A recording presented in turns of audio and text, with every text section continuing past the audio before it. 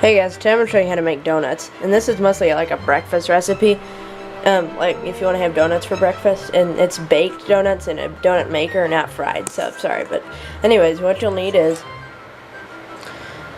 8 ounces of plain flour, which is, I think it's a cup, is 8 ounces, a half cup of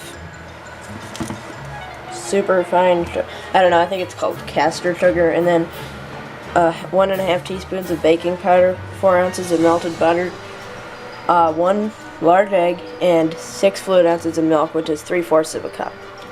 So I'm gonna go ahead and I'll be back when I start mixing the ingredients.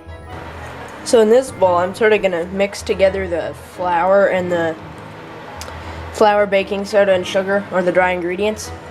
Then in another bowl, I'm going to mix together the butter, milk, and egg. So I'll be back when these are all mixed. So now I'm going to, I have my wet ingredients and dry ingredients. So now I'm going to add the wet ingredients to the dry ingredients and sort of fold them, mix them in. And then you're going to plug in and turn on, preheat your donut maker. And I'll be back when it's all preheated.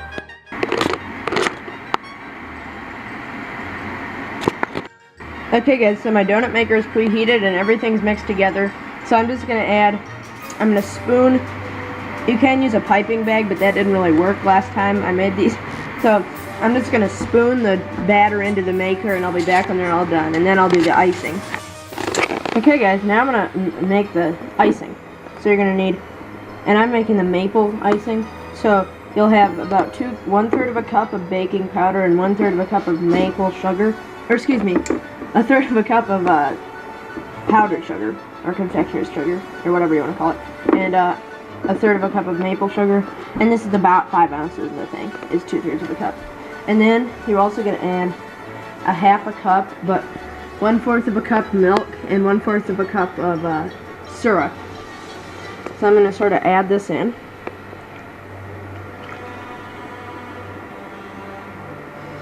And I got that in. Now I'm going to mix it. I'll be back when it's all mixed. Okay guys, so here are the donuts all done. The icing came out a little too runny because I think I overmixed it. But anyways, they do taste very good. And I really recommend you make these. Really good breakfast to make. So I hope you enjoyed, and thanks for watching.